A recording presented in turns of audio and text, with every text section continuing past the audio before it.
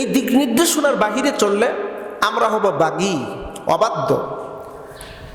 আর অবাধ্য জাতিকে আল্লাহ পাক কখনো হেদায়েত করেন না, অবাধ্য জাতিকে আল্লাহ পাক কখনো কল্যাণের রাস্তায় পরিচালিত করে না। প্রিয় বন্ধুরা, আসুন আমি যে আয়াতে কারিমা তেলাওয়াত করেছি এই আয়াতের শানে নজুল যদি বলতে চাই, তাহলে জুমার যেই পূর্বের যেই 25-30 মিনিট এই সময়টুকু শেষ হয়ে যাবে। খুবই গুরুত্বপূর্ণ বিষয়। আল্লাহ পাক সর্বপ্রথম মানব জাতিকে ডেকেছেন। ডাকার শব্দ হলো, আমরা জানি ইয়া, ইয়া শব্দটি আহ্বায়ক, আহ্বান করা। আহ্বায়ক শব্দ কোরআনুল কারীমের 6টি শব্দ উল্লেখ করা হয়েছে। তার মধ্যে একটি শব্দ হলো ইয়া।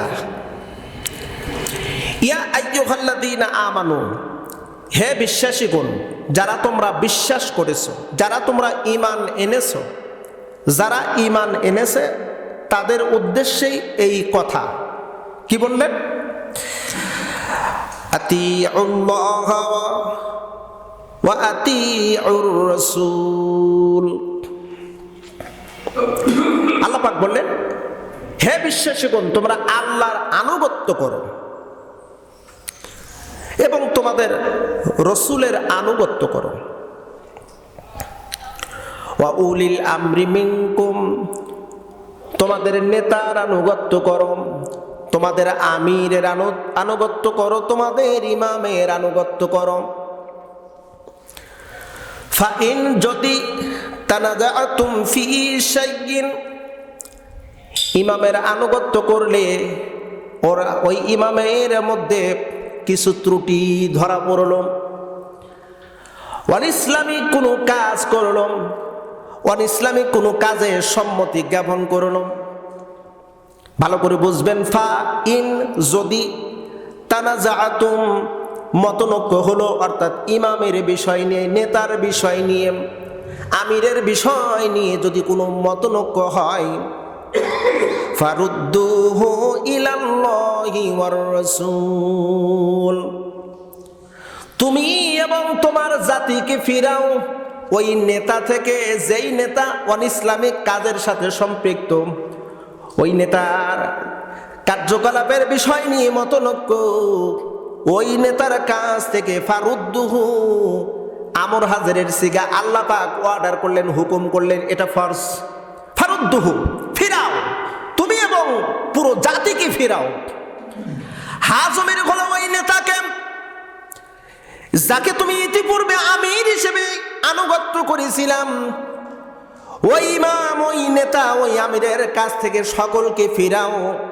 ফিরে এবার কোন দিকে যাবা? ইলাল্লাহি ওয়ার রাসূল ইন কুনতুম তুমিনুনা বিল্লাহি ওয়াল ইয়াউমিল আখির, যালিকা খায়রু ওয়া আহসানু তা'ওয়িলা। আল্লাহ এবং রাসূলের দিকে ফিরাও।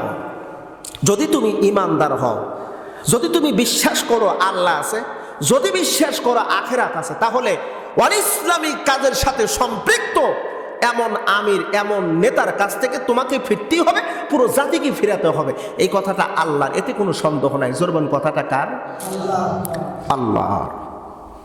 সূরা আন-নিসা আয়াত নাম্বার 59। খুব গুরুত্বপূর্ণ বিষয়। এখানে দুইটা শব্দের পূর্বেই একটা শব্দ গুরুত্ব আকারে বলা হয়েছে। ভালো করে বুঝবেন, আমানু আতিউল্লাহ, আতিউল্লাহ, আল্লাহর আনুগত্য করো, ওয়া আতিউর রাসূল, রাসূলের আনুগত্য করো। আল্লাহর আনুগত্য করো, রাসূলের আনুগত্য করো। এরপর বলা হলো ওয়া উলিল আমরি মিনকুম। উলিল আমরি মিনকুম একটা শব্দ, এই শব্দের পূর্বে কিন্তু আতিউন নাই। আতি শব্দটি এই উলিল আমরি মিনকুমের পূর্বে নাই। না থাকার কারণ কি? এখানেও তো দেওয়া উচিত ছিল আতিউল্লাহ ওয়া আতিউর রাসূল ওয়া আতিউল উলিল আমরি মিনকুম, কিন্তু এখানে আতি শব্দটা দেওয়া হয়নি। মুফাসসিরে কিরামগণ বলেন আতিউন বলা হয়নি এই জন্য এখানে বলা হয়েছে উলিল আমরি মিনকুম, তোমাদের আমিরের আনুগত্য করো, তোমাদের নেতার আনুগত্য করো। আতিউন বলা হয়নি এই জন্য আল্লাহ পাক আতিউন শব্দ বলেন নাই। না বলার কারণ হলো ওই নেতা যদি ভুলও করে তারপরও আনুগত্য করতে হবে, ওই নেতা যদি ত্রুটি করে তারপরও আনুগত্য করতে হবে, ওই নেতা যদি ইসলামিক কাজের সাথে সম্পৃক্ত হয় তারপরও আনুগত্য করতে হবে। এই জন্য আতিউন শব্দটা দেয় নাই। আল্লাহ পাক সুন্দর করে জানেন যে নেতা, লিডার, আমির, এদের ভিতর ভুল ত্রুটি থাকতেই পারে, স্বাভাবিক। যার কারণে আতিউন শব্দটা আল্লাহ পাক বলেন নাই, উলিল আমরি মিনকুম বলছেন, আতি শব্দ বলেন নাই। প্রিয় বন্ধুরা, খুব গুরুত্বপূর্ণ বিষয়। আল্লাহ পাক বলেন আল্লাহর আনুগত্য। আল্লাহর আনুগত্য কারে বলা হয়? আনুগত্য হয় দুই ধরনের। সামনাসামনি উপস্থিত মানুষের, মানে সশরীরে যা দৃশ্যমান ব্যক্তিকে দেখে, দৃশ্যমান কোনো বস্তুকে দেখে অনুকরণ করা যায়। আর একটা হলো অদৃশ্য, আনসিন, যা দেখা যায় না। এই আনসিন বিষয়টা হলো আল্লাহর আতিউল্লাহ।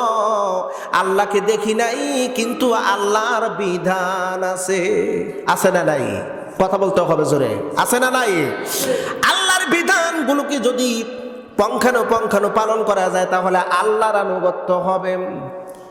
ওয়া আতিউর রাসূল, আর রসুলের আনুগত্য করতে হবে।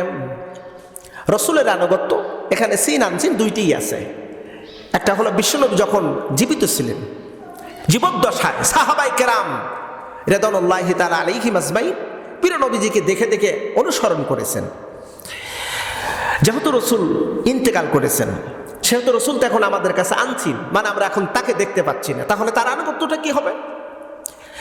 রসুল বলেন তারাকতু ফীকুম আমরাইন, আমি তোমাদের মাঝে গোটা দুনিয়ার মানব জাতির জন্য দুইটা জিনিস রেখে গেলাম। একটা হলো কিতাবুল্লাহ, আল্লাহর কোরআন, আর একটা হলো সুন্নাতে রাসূলি, আমার আদর্শ। সুন্নত মানে হলো আদর্শ। সুন্নত মানে কি? যদিও সুন্নত শব্দের হাকিকত অর্থ হলো চিহ্ন, আলামাত। সুন্নত, রসুল বলেন সুন্নতি, আমার আদর্শ রেখে গেলাম। রাসূলুল্লাহর আদর্শ কি কি এ ব্যাপারে কিন্তু আমরা ভালো করেই জানি, অনেকেই জানি, আবার অনেকেও নাও জানতে পারি। আমরা হাতে গোনা কয়েকটা রাসূলুল্লাহর আদর্শকে আমরা অনুকরণ করি। সুন্নত বলা হয় একাকে রসুল যা করেছেন, যা বলেছেন, যা মৌন সম্মতি দিয়েছেন তা হলো সুন্নত। তাহলে কি সুন্নত? আমরা জানি যেভাবে রসুল খাবার শেষে দাঁত খিলাল করেছেন, সুন্নত। দাঁতে মেসাক করেছেন, সুন্নত। রসুল খাবার শেষে মিষ্টি খেয়েছেন, সুন্নত। রসুল মাথায় টুপি পরেছেন, সুন্নত। ঢিলা ঢালা পোশাক পরেছেন, এটা সুন্নত। রসুল ডান কাতে শয়ন করেছেন, এটা সুন্নত।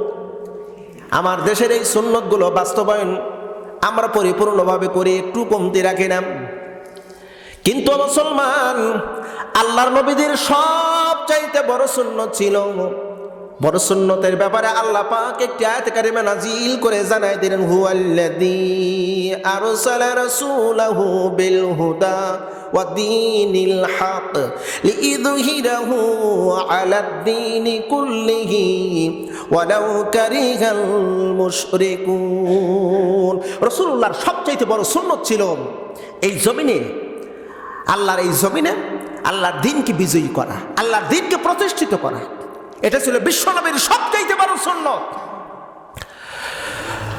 রসুল কিন্তু এত মার খাইতেন না, রসুলকে অপমানিত হতো না। শিয়াবে আবি তালিবের জেলখানায় রসুল 3 বছর কারারুদ্ধ থাকতেন না। এমনকি রসুলের দন্ত মোবারকও শহীদ হতো না। যে কায়দায় আমরা ইসলামের কথা বলি, এই কায়দায় যদি রসুল করতেন, রসুলকে কেউ খারাপ ভাষায় কথা বলতো না। আমরা যে কায়দায় কথা বলি, এই কায়দায় যদি রসুল বলতো, রসুলকে কেউ গালমন্দ করতো না, অপমান অপদস্থ করতো না, রসুলকে মারধর করতো না। কিন্তু রসুল বলেছেন, আলালাহুল খালকু ওয়াল আমর, আমরা জমিনে আল্লাহর স্রষ্টা, আল্লাহ আমাদের স্রষ্টা, আমরা আল্লাহ আমাদেরকে সৃষ্টি করেছেন। আমাদেরকে সৃষ্টি যেহেতু আল্লাহর, আমরা মানবো আইন আমরা আল্লাহর, জমিন আল্লাহর, মানবো আইন আল্লাহ।